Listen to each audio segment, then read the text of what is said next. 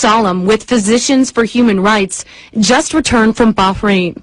It is unlike anything that I have seen in my 20 years of investigating human rights and violations of medical neutrality. The types of abuses that are occurring are actually quite surreal. They're so horrific and so widespread and systematic.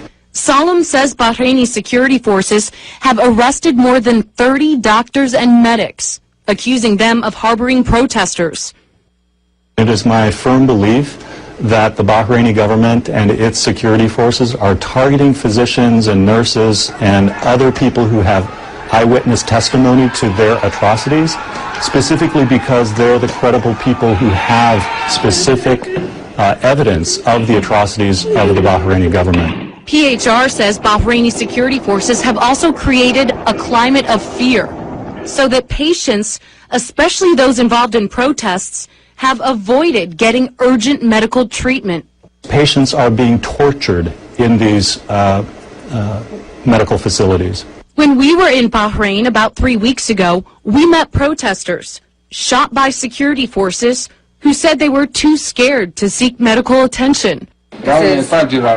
Birdside says that the police have been using this to shoot them. So he got out of the hospital bed and ran away. Yeah, because he was afraid. He said he took a razor blade on his own and cut the bullets out of his leg because he was too scared to go to the hospital. Because he says that the riot police came in and beat him while he was in his hospital bed. So he fled.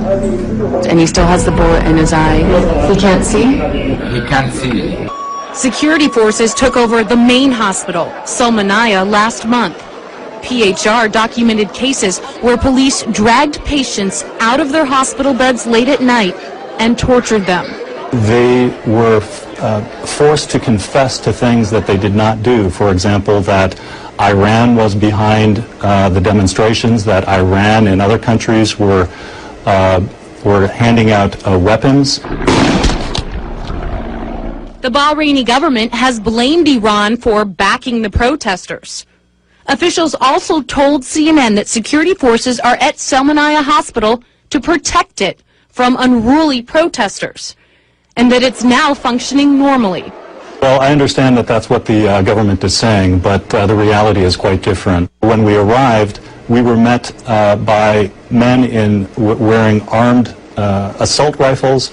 There was a heavy tank right in front of the emergency room. Salam says that when he and his team tried to enter the hospital, they were detained by security forces and then kicked out. PHR says the Bahraini government is violating numerous international laws and wants the U.S. and UN to push for an immediate investigation. Amber Lyon, CNN.